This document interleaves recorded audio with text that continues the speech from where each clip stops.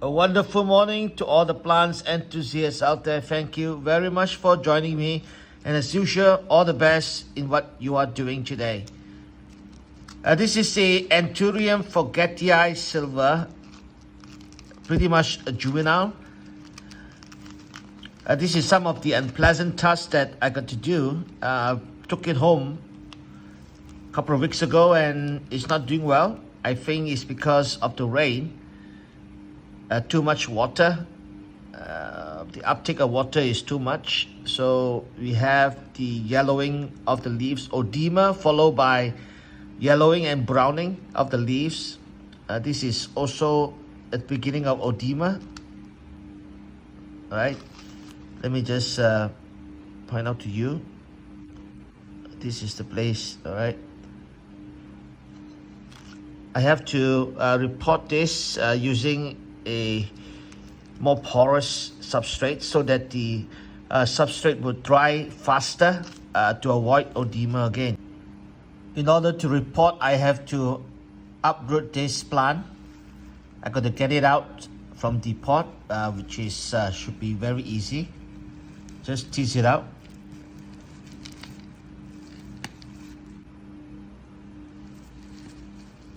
Just squeeze and let it just roll out.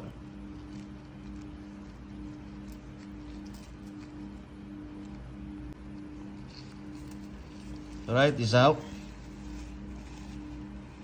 Let's check the roots. Let's see what happened to the roots. That's the most important thing about this exercise.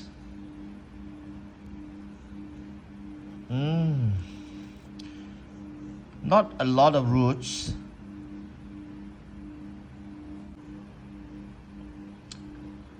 The substrate is extremely wet, as you can see, but there are some signs of promising signs.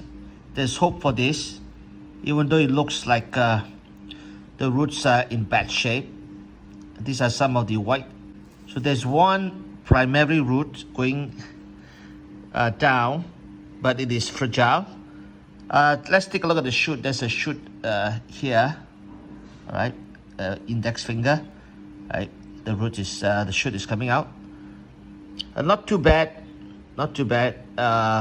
This Anthurium Forgetii silver, it's promising. It looks good. It's elongated. Lots of silver. The form is coming up,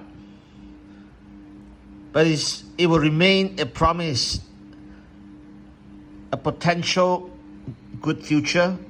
But first of all, I got to get this plant settled down and growing. I'm going to use lots of chunky pumice at the bottom, and then start filling it up with fluorostratum, volcanic pellets from Japan.